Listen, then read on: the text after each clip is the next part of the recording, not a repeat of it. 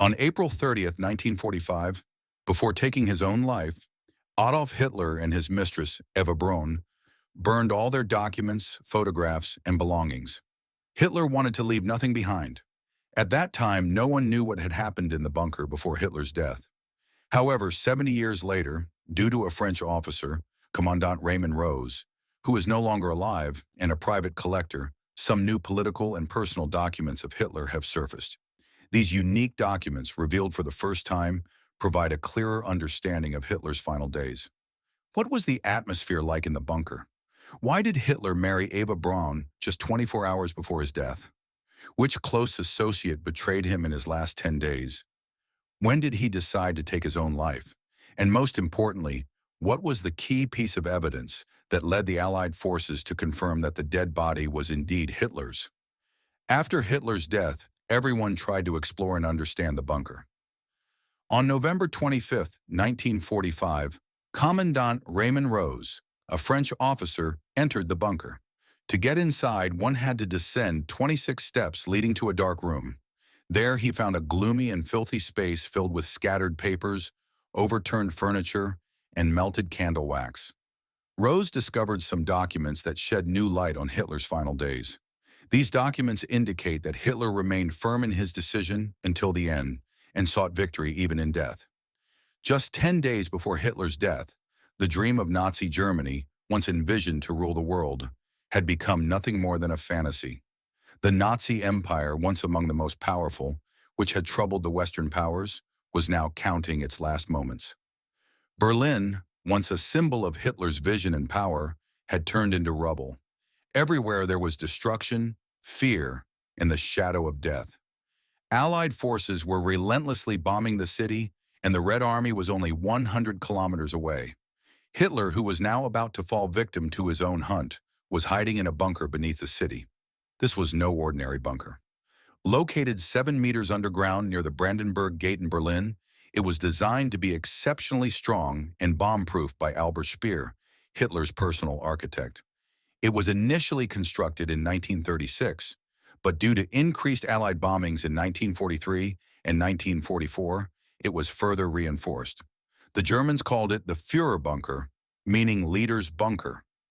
It was here that Adolf Hitler, who once dreamed of ruling the world, spent his final days. The atmosphere inside the bunker was deeply depressing.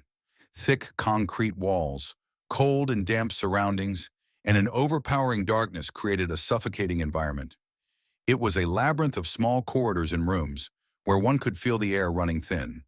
Hitler had a private section consisting of 3 rooms: a meeting room where he held military briefings twice a day, a small room for Eva Braun, and a shared bathroom. Since the bunker was underground, it had a mechanical ventilation system that constantly made noise, causing both physical discomfort and mental torment for those inside. In his last 10 days, Hitler was not only physically, but also mentally broken. He had developed Parkinson's disease, which made his hands tremble uncontrollably. To hide this, he often kept his left hand in his pocket or positioned it in such a way that others wouldn't notice. By the end, his hand was shaking so much that he struggled even to eat. Doctors reported that in his final days, Hitler looked so pale and exhausted that he appeared 10 to 15 years older than his actual age. Those who met him were shocked by his deteriorating health. Even Hitler's personal doctor, Theodor Morell, injected him with glucose and vitamins daily, but this was not enough to improve his condition. His inability to control his hand was a clear sign of his declining morale. Life in the bunker had become unbearably monotonous.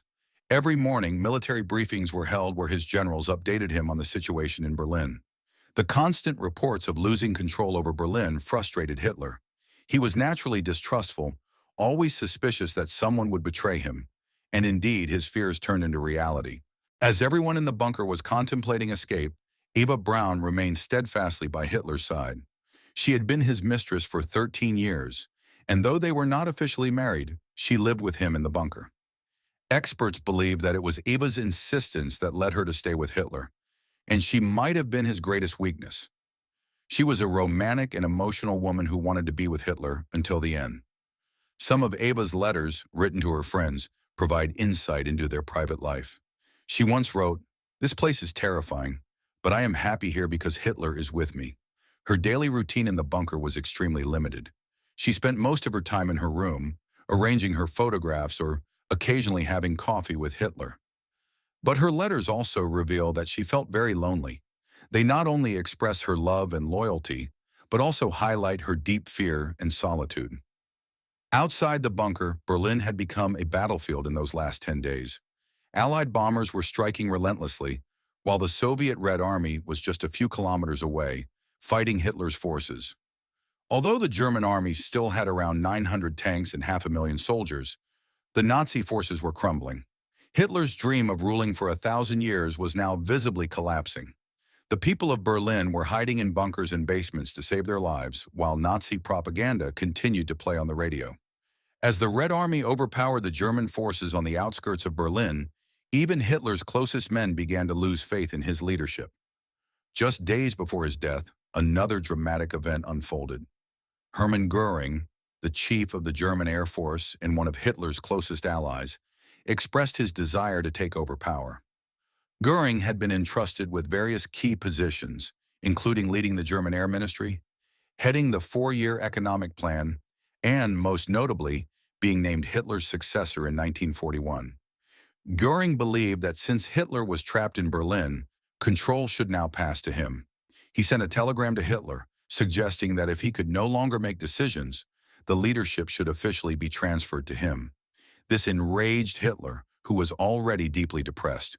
Furious, he declared Göring a traitor, stripped him of all positions, and ordered his arrest.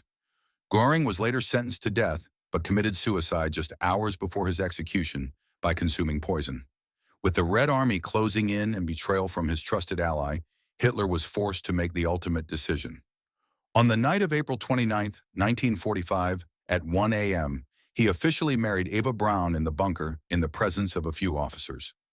After the wedding, he summoned his secretary and dictated his final will, stating, "Eva and I have chosen death. For us, death is better than the humiliation of surrender." However, this marriage lasted only one day.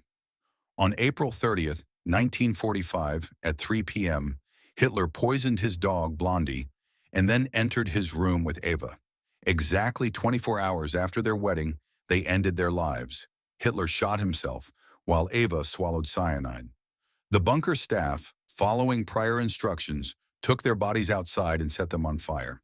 Hitler did not want to leave any trace behind. Before dying, they burned their documents and photographs, and finally their own bodies, to prevent the Soviets from displaying them as trophies. When the Red Army arrived at the bunker, they found only charred remains. To confirm the body's identity, they conducted extensive investigations, eventually verifying it through Hitler's dental records. Hitler had a strong aversion to visiting the dentist, so he had a unique gold bridge made to cover his broken teeth.